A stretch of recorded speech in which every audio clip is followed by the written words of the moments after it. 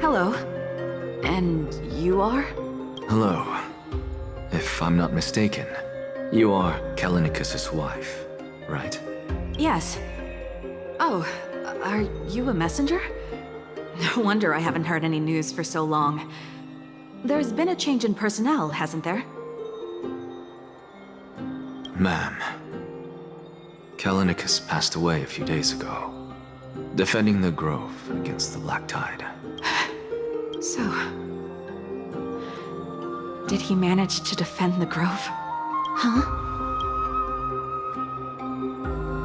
Yes. He managed to protect Cersei's core flame at the cost of his life. I see.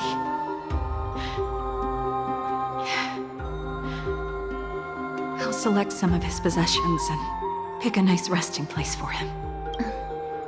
Please let us know if you need any help, ma'am. I come from Kremnos.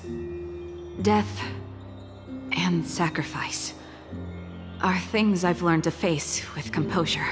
You know, Kallinicus, even though he was a scholar, he'd always ask me to teach him how to fight whenever he came back. Isn't it funny that a Chrysos heir like him wants to learn from an ordinary person like me? I've been prepared for this for a long time. In times like these, any ordinary goodbye might just turn out to be a final farewell. I'm really sorry. There's nothing to be sorry for. I was once a warrior, and I'll find my way back to the battlefield someday. With the coming coronation of the new king of Kremnos, I'll take up my lance against the creatures of the Black Tide and seek vengeance for my husband.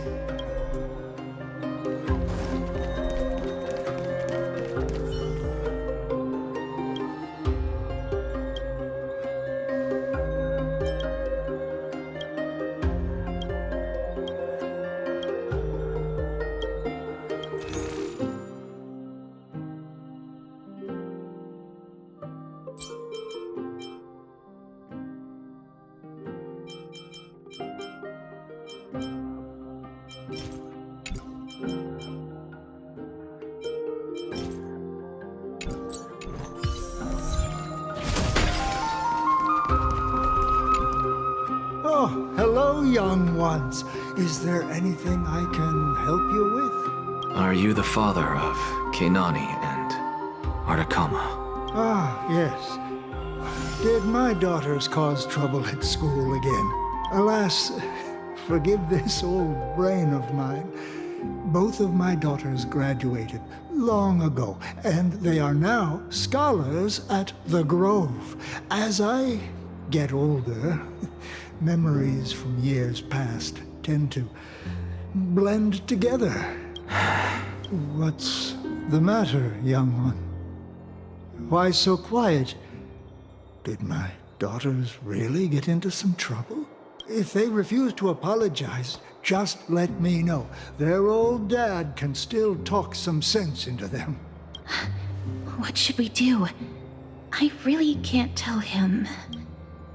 Mr. Fabio, the Black Tide took Kenani and Artakama. What? They fought until their last breath against the Black Tide to defend the Grove.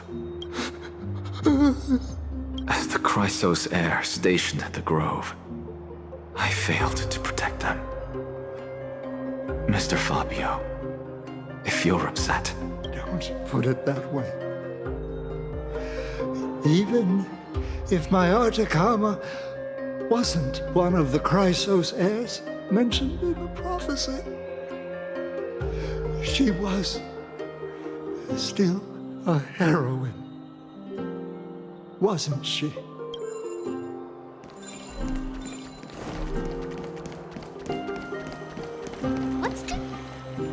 What's wrong? I'm busy.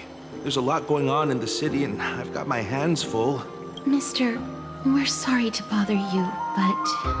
Wait, Lady Casters, did Lady Aglaia send you because of some mistake I made at work? Keep your cool, Titus. I'm Anaxagoras from the Grove of Epiphany, and a colleague of your father, old Titus. A few days ago, your father passed away. Wait, what? My old man died? That's no shocker. At his age, he was due for the River of Souls any time. Just up and left me behind. That old man. I've been telling him for ages to stay in the Holy City and enjoy his retirement. But no, he just had to go off to that grove and mess around with those scholars. Still wouldn't budge after all those arguments. That stubborn old thing. I already got him a retirement home and was waiting for him to come around. All my effort is wasted now, and he didn't even give me a chance to say goodbye. That bull-headed old man, stubborn as a mule. That is it. That's all the colleagues' families that I remember. Good work, Miss. And Professor Anaxa. Let's go. Take me to see Aglaya. All right. I'll lead the way.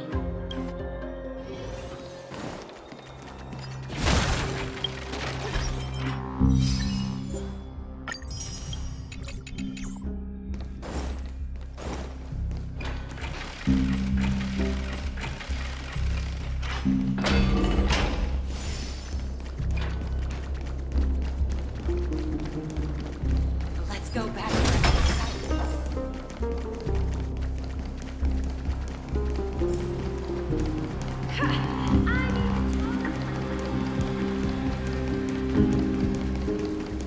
Thank you for the food.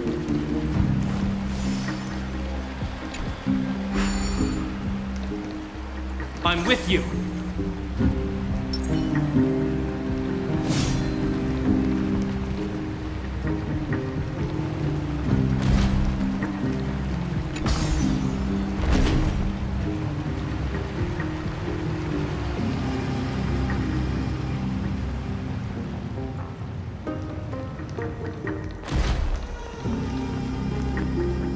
Miss Castoris, my lady, you're back. Hello. We have an important matter to discuss with Lady Aglaya. May we trouble you to inform her of our presence? My apologies, Miss Castoris. Lady Aglaya has just informed me that she has no time to receive anyone at the moment. That's just great. She refuses to even see me. Answer me this, friend. Did Aglaya order you to take me directly to prison?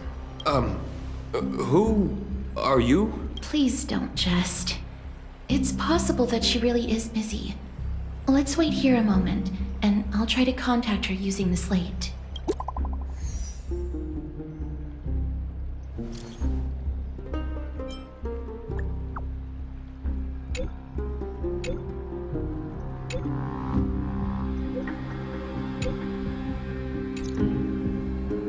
It's fortunate we don't have to confront that woman while I'm hauling around this sick body. Castoris, and this friend I haven't gotten the chance to know, I'll take my leave for today. That Titan made a myriad of adjustments on their own. My head still aches from that. I don't want to stay a second longer in this noisy city if I can. Please be careful. Akama isn't the Grove. This place... Is covered by her golden threads. I know. That woman is extremely confident I won't escape her grasp. Don't worry. As I said before, I'll mind my behavior. Miss, so many unexpected things happened on our journey to the Grove. We truly had no intention of putting you in danger, let alone face the Black Tide head-on. The Black Tide is not just an enemy of Akama, but all of Amphorius. Even back when the forces of strife coveted the Holy City, their warriors still undeniably halted the Black Tide outside Castrum Krymnos. Nigador's core flame now sits vacant, and the Black Tide has returned. The Grove is an academic city with the best understanding of the Black Tide. It shouldn't have fallen so easily, and yet it was taken overnight, leaving the city in blood and tears, haunted by the spirits of departed heroes. The trial of strife is imminent. I pray Mighty will be able to steel his resolve soon. Lady Trebe once traveled across thousands of cities in Amphorius to repel the Black Tide. But even they have no recollection of this powerful enemy in all their journeys. Perhaps the fall of strife has triggered even more terrifying events in unseen places. As for me, I detected a strong stench of death from that entity. But it wasn't because it had a connection with Thanatos. I'm afraid it's purely because it has sent countless others to their deaths. Speaking of Thanatos, Miss, there is something else I wish to verify with you. You must have an idea of the curse I bear by now. I was born as the shadow of death, a poison shunned by all living beings. Yet when you caught me in the grove, I'm curious why you weren't affected by my power, Miss.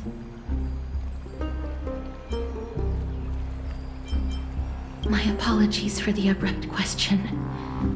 For all my life, I've always wondered, what is my connection to death? And why am I inextricably linked to Thanatos? Miss, you must be tired after being on the move these past few days.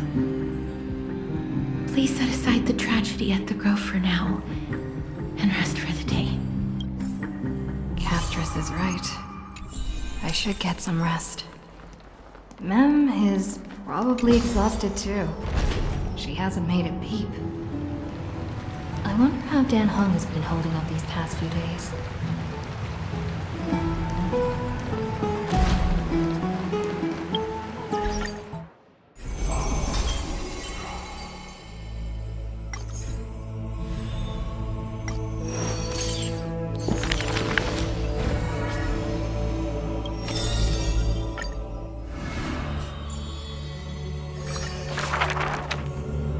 He would scan. Keep in the is Grove. He got apart and it would Fit. Mirror map. yeah, but Matt use it.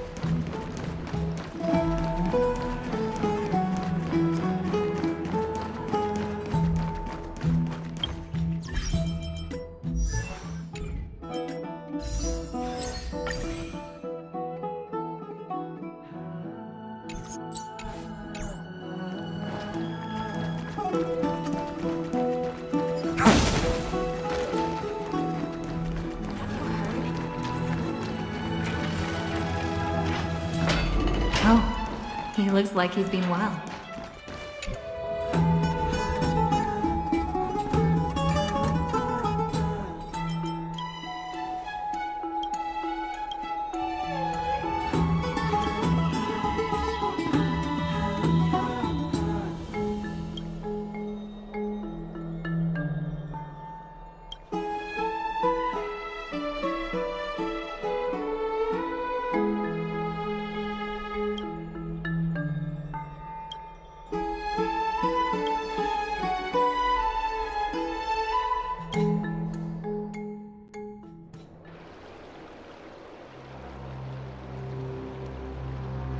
Trianne? What's wrong? Is there trouble at the Grove? Yes, I sensed something. It was fleeting, but very strong. It feels like they're in some big trouble. Trianne used the Century Gate again. Can you see what's actually happening? No, it's fuzzy like always. But the enemy's aura has disappeared. Maybe they've moved to a safe place? Let's hope that it's just a false alarm. We should place our trust in her and Castrus, teacher. They will keep Trianne safe. Peggy, you're talking like we're little kids. One day, Trianne will reach her limit, and Trebi will take on the role of gatekeeper from her. We are all aware of that. I am just a little concerned about her state of mind. Trianne was already unable to speak, even in short sentences when they left. We want to say a proper goodbye at the very least. I will pray with you. Thanks. And Aggie, it looks like we will need you to come with us to the baths this time to unwind. It feels like neither of us have laughed for a long while. It's time to head out with the west wind! All right.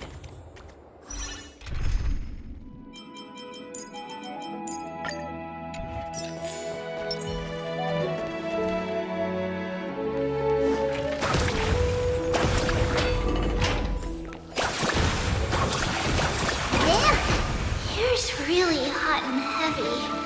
Has it always been like this? Is someone... What happened here? Watch out! Watch out! For the Kremnoan! Kremnoan? This is their doing? Aggie, now's not the time to dwell on that. Let's help the injured people first.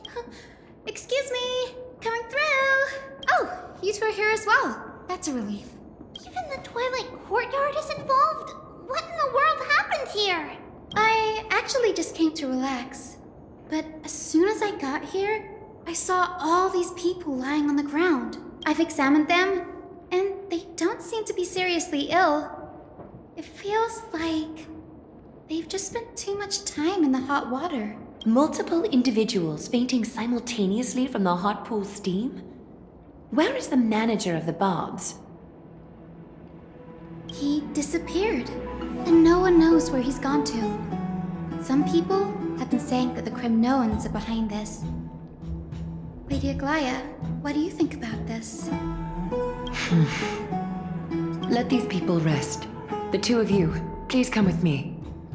Have you thought of something, Aggie? Yes. While their intentions elude me, it's time to bring this farce to a close. What's going on? This is all you can do, huh? Snowy! Even Snowy! The culprit is Mightymouse.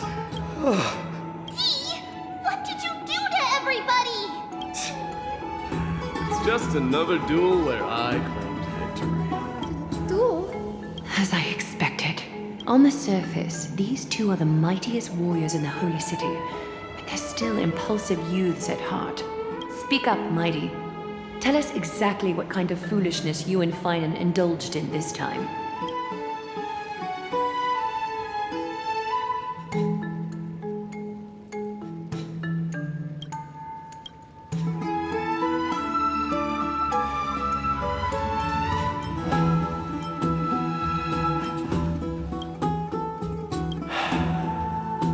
No, none of those sound right.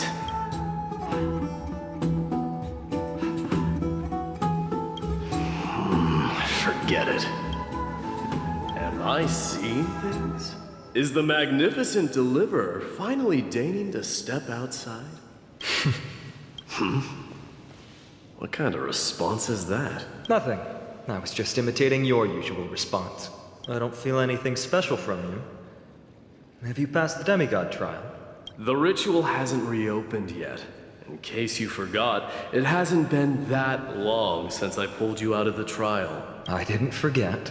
Then, you're welcome. In twilight's last gleam, Akama stands bold.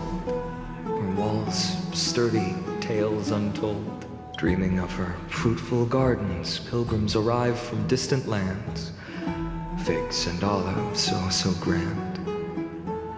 Yet little do they know that they will step into flames, fuel to the fire, a burning brand. What are you playing at this time?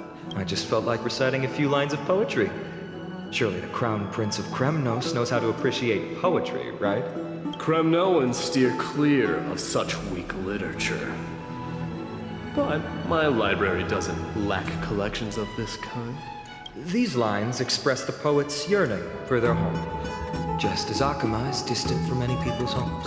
I know how to interpret poetry, Haikis. There's no point in pretending to be profound, my friend. Thank you for helping me out when I was in a tight spot, but it seems to me that you aren't prepared for the trial either. Don't compare your situation with mine. My people are still relying on me. I can't ascend to godhood on my own without first resolving their issues. So, are you suggesting that you, the mighty Mightimos, and the heir to the throne of Kremnos, wish to defy tradition that has endured among your people for millennia? Still thinking about what I should do. Never mind. It's probably not my place to offer you counsel. An idea does strike me, though. Go ahead. Let's see what terrible ideas you've come up with this time. Maybe we both need to relieve some stress. Come, Mightimos. Let's recommence our previous competition. This time, we'll see who can stay in the super hot bath for longer. What? Are you chickening out? The phrase chickening out does not exist in the Kremnoan language. I just find the situation absurd, that's all. All-knowing historian, are you not aware that we Kremnoans use boiling water from sword forging for our baths? Looks like I'll have to teach you some royal etiquette today. And thus, an unprecedented sauna battle commences! With unparalleled resolve, the two warriors' determination even alters the very hue of the steam. Flames intertwine with scalding vapor, reaching toward the heavens, shrouding the sky and the sun. The spectacle is so magnificent that none dare gaze upon it directly. Since we can't see what's happening in the competition, why don't I regale you with a tale of kings to pass the time? Do you recall the legend of the Gorgo lion mentioned by a certain veteran? The central figure, the main character, was not the sole sovereign of that land. An oryx stood as its formidable rival long before the dawn of Erechrysia. The two beasts started their timeless battle on the plains of Tritos. The lion regarded the oryx as its food, while the oryx perceived the lion as a scornful, oppressive, and challenging barrier that it swore to topple with its antlers. For tens of thousands of years, without respite, the two creatures thus continued their relentless pursuit and rivalry. It fixated on its rival's fleeing form in the chase.